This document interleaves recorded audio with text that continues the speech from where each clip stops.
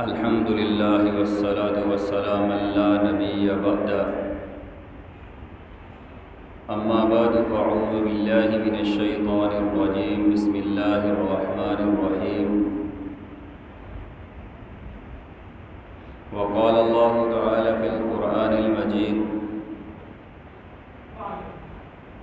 قل هو اللہ احد اللہ الصمد لم یلد ولم یولد ولم یکن له کفوا احد وقال النبی صلی اللہ علیہ وسلم الدعاء مخ العبادہ او کما قال علیہ الصلاۃ والسلام۔ میرے عزیزان محترم بھائیوں، دوستوں، بزرگوں، اللہ رب العزت کی ذات،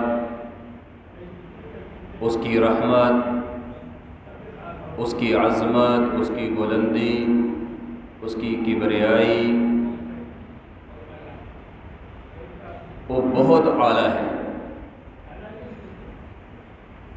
وہ اپنی شان، اپنی عظمت قرآن میں خود بیان فرماتا ہے۔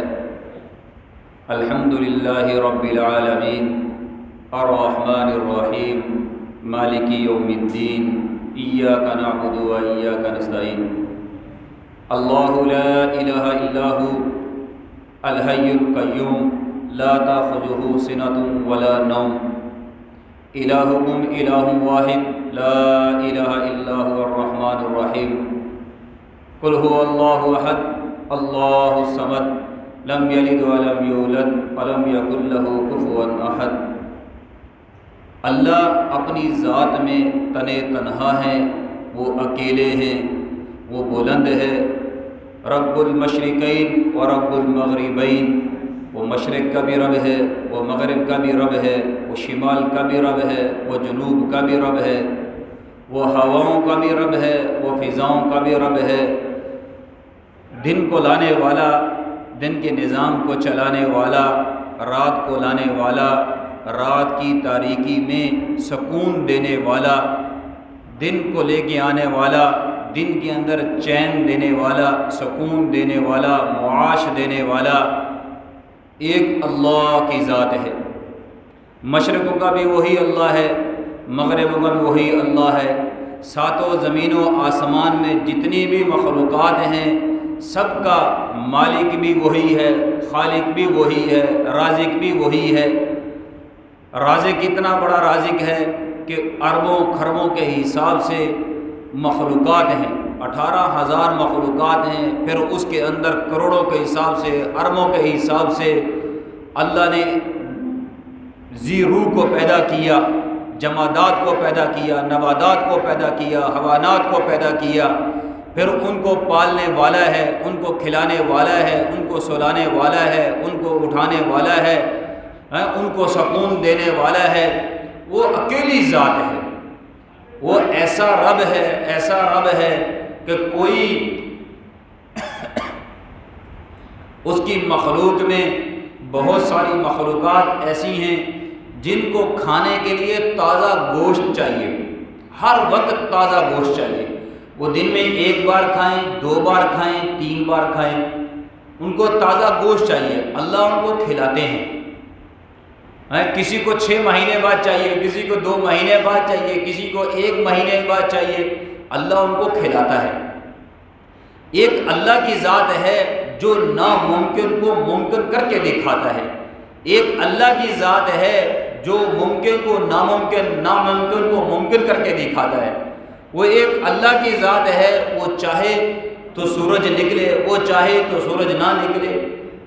سورج نکلنے میں اللہ کا محتاج ہے، چاند نکلنے میں اللہ کا محتاج ہے، دن آنے میں اللہ کا محتاج ہے، رات جانے میں اللہ کی محتاج ہے، انسان بولنے میں اللہ کا محتاج ہے، دیکھنے میں اللہ کا محتاج ہے، پکڑنے میں اللہ کا محتاج ہے، چلنے میں اللہ کا محتاج ہے، سونے میں اللہ کا محتاج ہے۔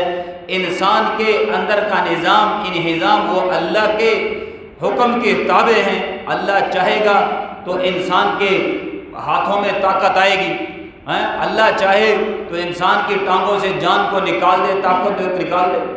اللہ کی ذات بلند ذات بھی ہے، کریم ذات بھی ہے، عظیم ذات بھی ہے، شفیق ذات بھی ہے، محبت اتنی اپنے بندوں سے کرتی ہے تو ہر وقت اپنے بندوں کو دیکھ رہی ہے، اپنے بندوں کو وہ دیکھ رہی ہے کتنے بندے اور کتنی جگہوں پر اور کتنے وقتوں میں گناہ کر رہے ہیں، اس کی نافرمانی میں ملوث ہیں، کوئی سوتے وقت اس کی نافرمانی میں ملوث ہے، کوئی اٹھتے وقت اللہ کی نافرمانی میں ملوث ہے، کوئی کھانا کھاتے وقت اللہ کی نافرمانی میں ملوث ہے، کوئی بازار میں جاتے ہوئے اللہ کی نافرمانی میں لگا ہوا ہے، کوئی دن میں اللہ کی نافرمانی پہ لگا ہوا ہے، کوئی رات میں اللہ کی نافرمانی پہ لگا ہوا ہے۔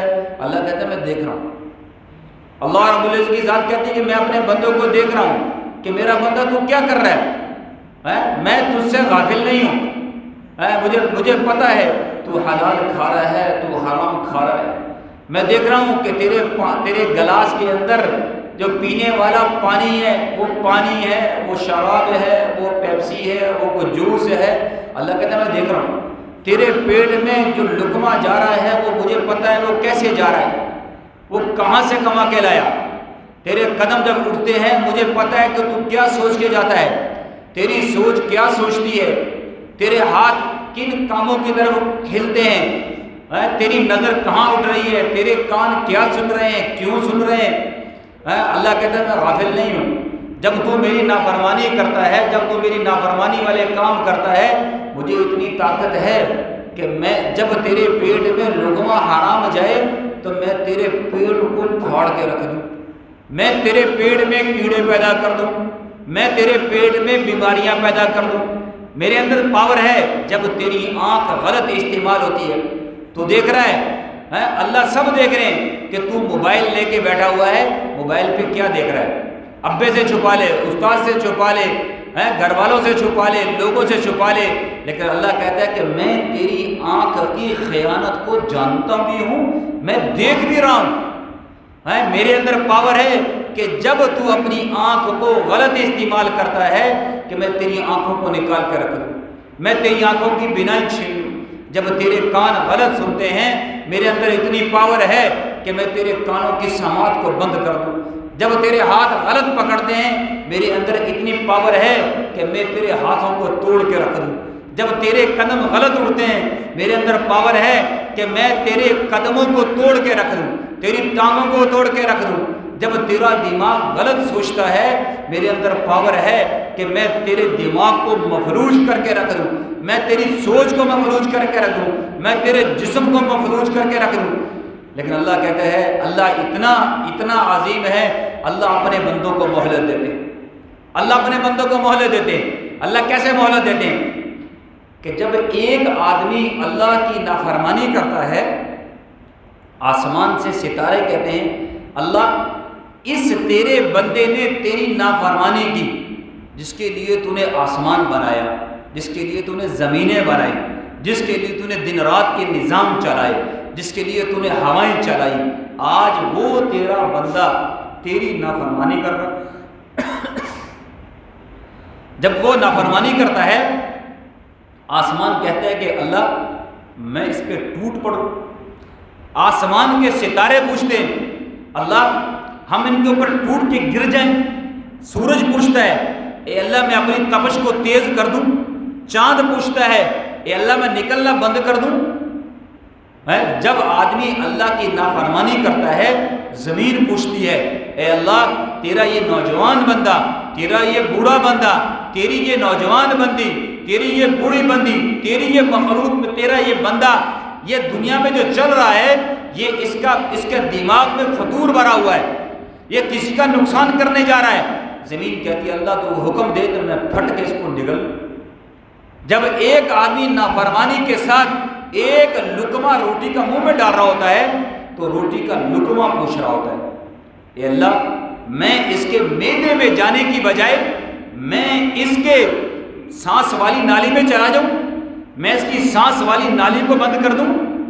بعض اوقات ہوتا نہیں ہے کہ آدمی کا ایک ذرہ لقمہ سانس والی نالی میں جاتا ہے تو آدمی کو کئی دن وہ نالی ٹھیک نہیں ہوتی، حالانکہ ایک ذرہ جاتا ہے۔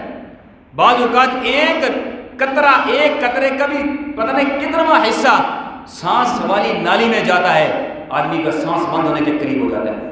اتھو لگ جاتا ہے جس کو ہم بولتے ہیں، کھانسی اتنی آنا شروع ہو جاتی ہے، آدمی مرنے کے قریب ہو جاتا ہے، اور پانی پوچھتا ہے اللہ میں اس کے معدے میں جانے کی بجائے، اس کے مثانے میں جانے کی بجائے، اس کے گردوں کو واش کرنے کی بجائے میں ادھر سانس کی طرف چلا جاؤں، یا اللہ میں اس کی سانس والی نالی کو بند کر دوں۔ اللہ فرماتے ہیں پانی کو مخاطب کرتے ہیں، اللہ روٹی کے لقمے کو مخاطب کرتے ہیں، اللہ ہواؤں کو مخاطب کرتے ہیں، اللہ دن رات کو مخاطب کرتے ہیں، صبح و شام کو مخاطب کرتے ہیں، چاند کو مخاطب کرتے ہیں، سورج کو مخاطب کرتے ہیں۔ اللہ پاک فرماتے ہیں دیکھو اگر یہ تمہارا بندہ ہے تو پھر تم اس کو پکڑ لو، پھر تم اس کو پکڑ لو، یہ میرا بندہ ہے اور تم اس کو اس ہاتھ میں چھوڑ دو، کبھی تو لوٹ کے آئے گا، کبھی تو میرا بندہ لوٹ کے آئے گا، کبھی تو میری طرف میرا بندہ آئے گا۔ تو میرے محترم بھائیوں، اللہ نے زندگی دی، موقع دیا، وقت دیا، اس وقت کے اعتبار سے ہم لوگ اپنی زندگی کو گزارتے ہیں۔ یہ وقت اللہ نے دنوں کے حساب سے، گھنٹوں کے حساب سے، مہینوں کے حساب سے ہمیں ترتیب دے کے بتا دیے، اور موقع مواقع اللہ رب العزت کی ذات ہمیں دیتی ہے کہ ان دنوں میں یہ عبادت کر لو، یہ والے اعمال کر لو، اللہ کی رحمت بہانہ تلاش کرتی ہے، آپ یہ عمل کریں گے اللہ آپ کو سارے گناہوں کو معاف فرما دے۔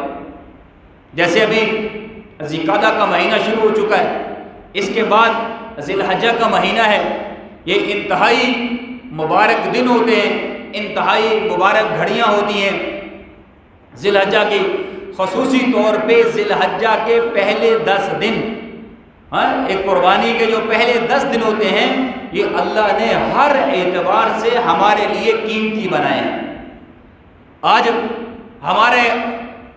ہمارے عادات ایسی بن چکی ہیں، ہماری فطرت ایسی بن چکی ہے، ہماری سوچ ایسی بن چکی ہے، ہم لوگ یہ سوچتے ہیں کہ بس پیر صاحب کے پاس چلے جائیں، کوئی ایک پرچی کا ٹکڑا لے آئے جس سے ہمارے سارے کام بن جائے، پیر صاحب ہماری نمازیں بھی پڑھ لیں، ہمارے اعمال کو بھی پورا کر لے، ہماری عبادات کو بھی پورا کر لے۔ محترم بھائیو، اللہ کو ماننا، اللہ کی ماننا، نبی علیہ الصلوۃ والسلام جو پیغام لے کے آئے، جو زندگی لے کے آئے، اس زندگی کے مطابق زندگی کو گزارنا سب سے بڑی ہماری کامیابی ہے۔ اگر اس راستے پہ سنت کا، اگر آپ 1 کروڑ روپے کی نیکی کر رہے ہیں، 1 کروڑ نہیں، کئی کروڑ کی آپ نیکی کر رہے ہیں، کئی ملین بلین کی آپ نیکی کر رہے ہیں، اللہ کے راستے میں صدقہ کر رہے ہیں، خیرات کر رہے ہیں، لیکن آپ کی وہ نیکی اگر نبی علیہ الصلوۃ والسلام کے طریقے کے مطابق نہیں ہے تو محترم بھائیوں وہ ہماری نیکی بجائے ثواب کے گناہ بن جائے گی، کیونکہ نبی علیہ الصلوۃ والسلام کا ہر طریقہ، نبی علیہ الصلوۃ والسلام کا ایک ایک قدم، نبی علیہ الصلوۃ والسلام کی بتائی ہوئی ایک ایک سنت وہ نور سے بھری ہوئی ہے، وہ زندگی نور سے بھری ہوئی ہے۔ جتنا اس زندگی کے اوپر چلیں گے ہماری زندگی میں نورانیت آتی جائے گی، ہماری زندگی میں وہ اعمال آتے جائیں گے، اور ہماری اخروی زندگی اور ہماری دنیاوی زندگی وہ زندگی بنتی جائے گی۔ اسی اعتبار سے اللہ رب العزت کی ذات نے ہمیں یہ 10 دن دیے، ذی الحجہ کے 10 دن، ان 10 دنوں کے اندر نبی علیہ الصلوۃ والسلام کا فرمان ہے، حدیث ہے، آپ علیہ الصلوۃ والسلام فرماتے ہیں کہ ان 10 دنوں میں جو آدمی اعمال کرتا ہے وہ اللہ کو سب سے زیادہ محبوب ترین اعمال ہیں۔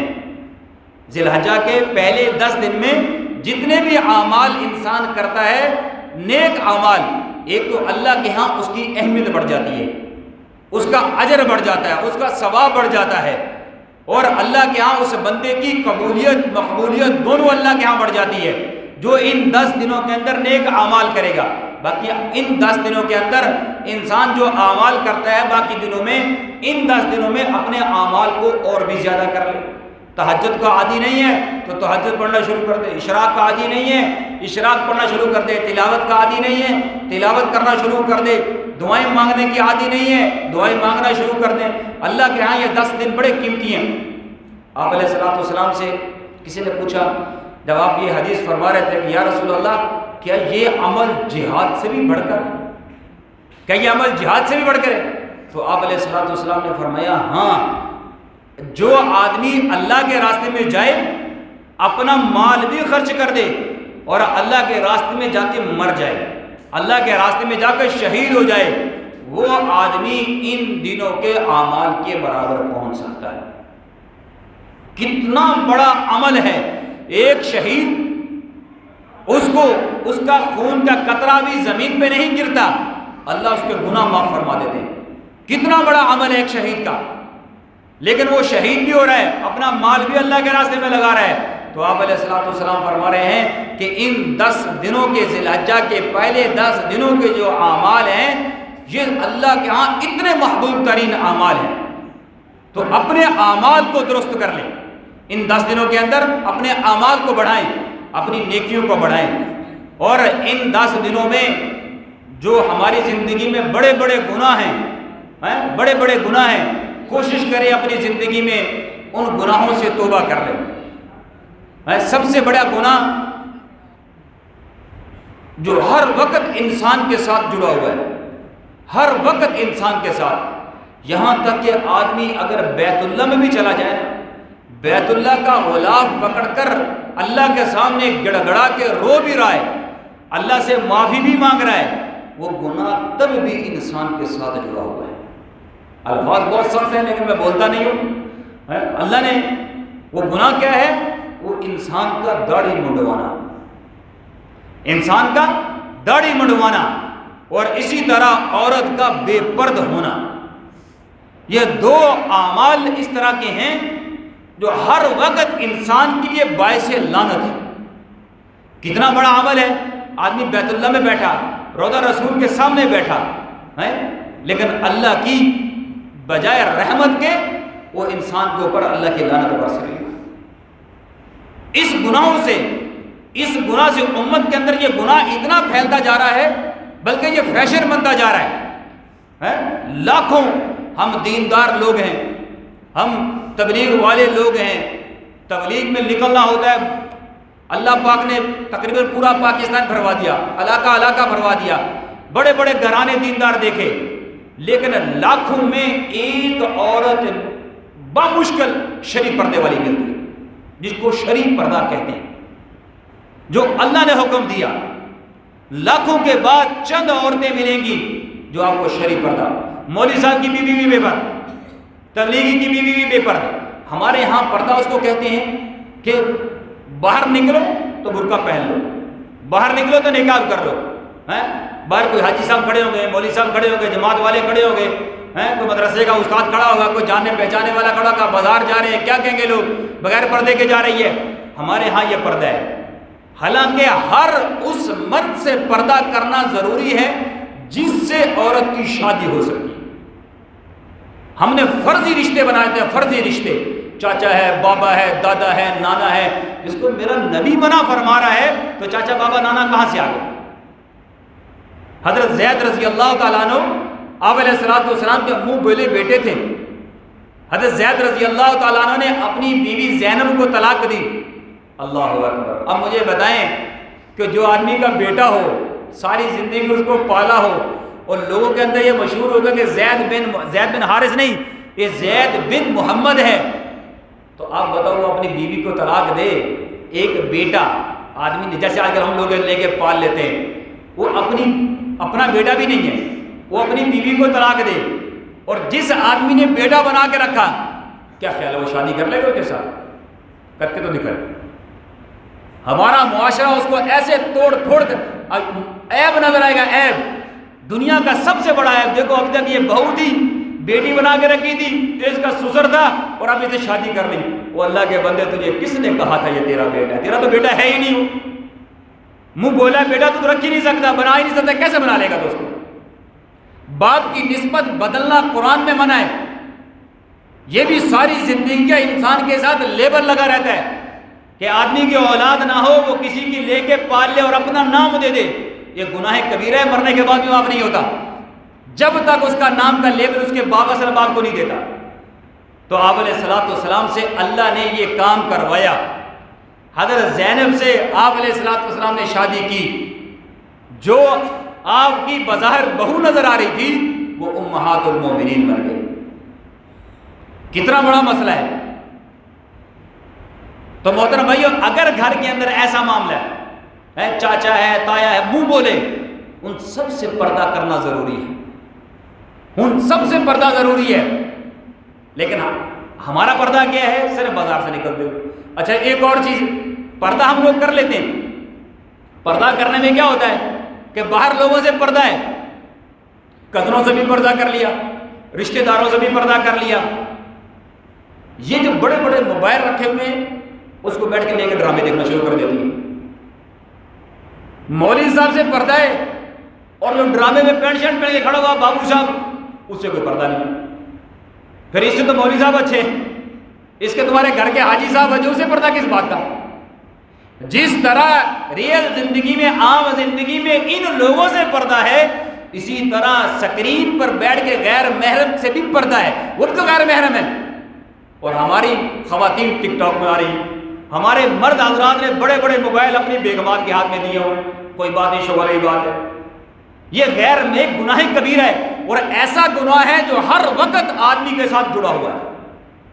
یہ دو گناہ ایسے ہیں، داڑھی منڈوانا اور عورت کا بے پرد ہونا، ہر وقت آدمی کے مرد ہے یا عورت دونوں کے لیے باعث لعنت ہے جب تک آدمی ان سے توبہ نہیں کر لیتا. تو محترم بھائیو، ان 10 دنوں کے اندر، آنے والے جو 10 دن ہیں ذی الحجہ، ان دنوں کے اندر ان گناہوں سے توبہ کر لیں، نیت کر لیں. داڑھی وہ رکھنی ہے جو نبی علیہ الصلوۃ والسلام نے رکھی ہے، جو نبی علیہ الصلوۃ والسلام نے ہمیں بنا کے دکھائی ہے. ہم لوگ پریشان ہو جاتے ہیں اس معاملے کے اندر. اللہ نے ہماری دنیا میں سب سے زیادہ خوبصورت چہرہ ہمارے نبی کا تھا، تو ہم نے جن کو سارا دن بیٹھ کے یہاں گالی دیتے ہیں، برطانیہ مرد آباد، امریکہ مرد آباد، اسرائیل مرد آباد، اور زندگی ہماری ساری وہی ہے. ہماری زندگی ساری وہی ہے، لائف ہماری ساری وہی ہے، وہی ہم لوگ زندگی گزار رہے ہیں. ادھر بیٹھ کے لانتے ڈالتے ہیں، لیکن حقیقت ہماری زندگی وہ ہے. اور اسی طرح جو سب سے بڑا گناہ، حضرت نوح علیہ الصلوۃ والسلام نے اپنے بیٹے کو 2 باتیں فرمائی. بیٹا شرک نہ کرنا، 3 باتوں کی نصیحت فرمائی. بیٹا شرک نہ کرنا، اور تکبر نہ کرنا، اور لا الہ الا اللہ کی کثرت رکھنا. تکبر نہ کرنا، کیونکہ تکبر ایسی چیز ہے جو سارے گناہوں کی بنیاد ہے، جڑ ہے. اللہ جہنم میں کس کو ڈالتا ہے؟ کافر کو، یہودی کو. مسلمان جائے گا تو اللہ اس کی اصلاح کر کے اس کو جنت میں بھیج دیں گے، لیکن کافر کبھی جنت میں نہیں جائے گا، یہودی کبھی جنت میں نہیں جائے گا، غیر مسلم کبھی جنت میں نہیں جائے گا، منافق کبھی جنت میں نہیں جائے گا. آپ مجھے بتائیں کہ سارے گناہ شیطان میں نہیں پائے جاتے تھے. شیطان نہ کافر تھا، نہ یہودی تھا، نہ وہ منافق تھا. تو اتنا بڑا عذاب جو ہمیشہ کے لیے جہنم قرار دیا، مرتد ٹھہرا، اس کا گناہ کیا تھا؟ شیطان کا گناہ یہی تھا، انا ربکم الاعلی، میں اے اللہ میں سب سے اعلیٰ ہوں. انا صرف اس کا تکبر تھا، تکبر، اس کی عنایت نے اس کو اللہ کی درگاہ سے مردود کر دیا. اللہ یہودی کو بھی ہدایت دے دے گا، اللہ ظالم کو بھی ہدایت دے دیتا ہے، اللہ جاہل کو بھی ہدایت دے دیتا ہے، اللہ کافر کو بھی ہدایت دے دیتا ہے. یقین مانے کہ جس آدمی کے اندر عنایت ہے نا، اس کو اللہ کبھی ہدایت نہیں دیتے، اللہ اس کو کبھی ہدایت نہیں دیتے. ابو جہل، ابو لہب، لوگوں کی وجہ یہی تھی کہ نبی علیہ الصلوۃ والسلام جیسے آدمی کے پاس وہ لوگ رہ کے، ان کے قریب ٹھہر کے بھی وہ ہدایت یافتہ نہیں ہوئے. اس کی وجہ یہ تھی کہ اس کی زندگی میں تکبر تھا. تو محترم، ان دنوں کے اندر ایک تو سارے لوگ ابھی آ رہے ہیں، جو اہم مسائل میں نے بیان کر دیے. قربانی کے دن ہے، کوشش کیا کریں بھائی مسجد میں جلدی تشریف لایا کریں تاکہ آپ لوگوں کو فائدہ بھی ہو اور مولوی صاحب کو بولنے کا کوئی فائدہ ہو. خلاصہ بیان کر دیتا ہوں، ٹائم ہو گیا.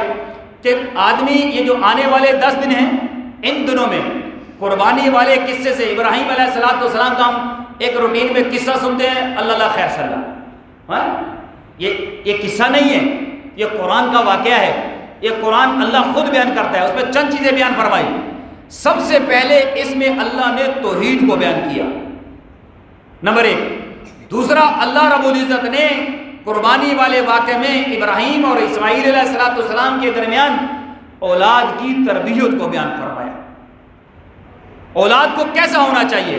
باپ کہہ رہا ہے کہ بیٹا میں نے آپ کو ذبح کرنا ہے، آپ کی کیا رائے ہے؟ میں نے خواب میں دیکھا، اللہ کہتا ہے میرا، وہ کہا ابا آپ کر دیں، جو اللہ نے کہا وہ آپ کر دیں. یا ہمارا باپ اپنے بیٹے کو نماز کے لیے کہہ کے تو دیکھے، ذبح کرنے کو تو بہت دور کی بات ہے. ابا نماز پہ نہیں آتا تو بیٹا کیسے آئے گا؟ ہاں، ابا جی کو دین کا نہیں پتہ تو اولاد کو کیا دین کا پتہ؟ اماں کو دین کا پتہ نہیں ہے، اماں کو پردے کا پتہ نہیں ہے تو بیٹی کو پردہ کیا سکھائے گی؟ دین کو کیا سکھائے گی؟ تو یہاں پر تربیت اولاد اتنی فرما برداری، اتنی فرما برداری، اور اس کے اندر جو سب سے بڑا اہم سبق ہے قربانی کا، وہ یہ ہے کہ اپنے جذبات کو مارنا، اپنے جذبات کو ذبح کرنا۔ ابراہیم نے صرف بیٹے کو کتنی عمر میں؟ 90 سال، 100 سال کے قریب جا کے اللہ نے بیٹا دیا۔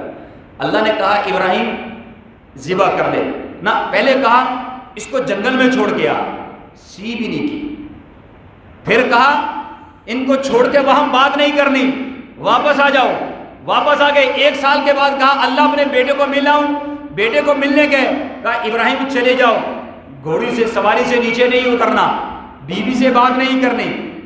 سال کے بعد وہاں جاتے ہیں، اپنی بیوی سے اشارہ کہتے ہیں، بات کرتی ہے، وہ کہتے ہیں میں بول نہیں سکتا۔ بھائی کیوں نہیں بول سکتا؟ اشارہ کرتے اللہ نے منع کیا، کہا اللہ نے منع کیا، کہا اچھا چہرہ تو نیچے کر لے، چہرہ نیچے کروایا، زمزم نکل چکا تھا، اس زمزم کے ساتھ ان کی داڑھی کو دھویا، ان کے چہرے کو دھویا، ان کا وضو کروایا، اور پھر ان کو سلام دے کے آگے بھیج دیا۔ ابراہیم علیہ السلام جب چلے گئے، اللہ نے حکم دیا ابراہیم پیچھے مڑ کے اسماعیل کو دیکھنا بھی نہیں۔ کیسی قربانی ہے، کیسا امتحان ہے، یہ جذبات کا امتحان تھا۔ پھر آپ پہاڑ کے پیچھے چلے گئے، پہاڑ کے پیچھے جا کے کہا، پہاڑ ادھر منہ کر کے ہاتھ اٹھا لیے، کہا اللہ اب تو راضی ہے، اے اللہ تو اب تو راضی ہے۔ پھر آخری قربانی یہ لی کہ جب کہا کہ اپنے بیٹے کو ذبح کر، آنکھیں بندوا کے چھری کو تیز کروا کے بار بار چھری پھروائی گئی۔ یہ سارے ابراہیم کے جذبات کے امتحان تھا۔ جب ابراہیم علیہ السلام نے قربانی میں پاس ہو گئے، امتحان میں پاس ہو گئے، آنکھوں سے پٹی اتری، تو اللہ نے کہا ابراہیم مانگے، اب کیا مانگتے ہو؟ اب مانگو، کیا مانگتے ہو؟ ابراہیم نے کہا اے اللہ تو نے ایک نبی پیدا کرنا ہے جس کا نام محمد ہے، اس کو میری امت نے، میری اولاد نے پیدا کرنا۔ کیسی دعا مانگی؟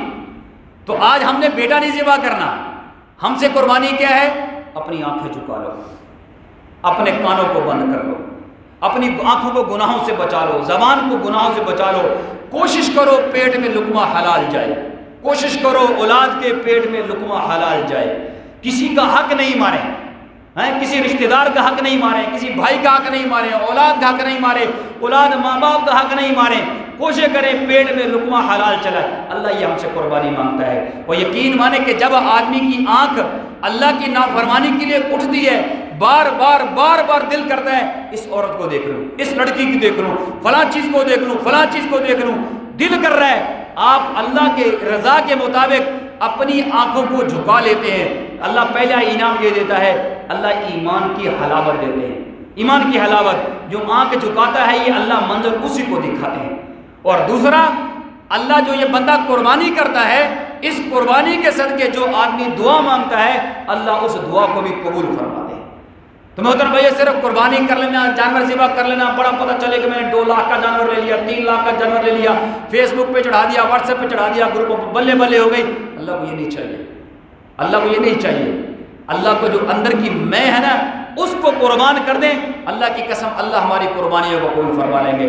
آنے والے دن بڑے اہم ہیں، اپنے ان دنوں میں آنے سے پہلے ہم اپنے بڑے بڑے گناہوں سے توبہ کر لیں اور اپنی زندگی کو بدلنے کی کوشش کر دیں۔ اللہ پاک سے دعا ہے اللہ ہم سب کو عمل کرنے کی توفیق عطا فرمائے، سنت ادا کر لیں۔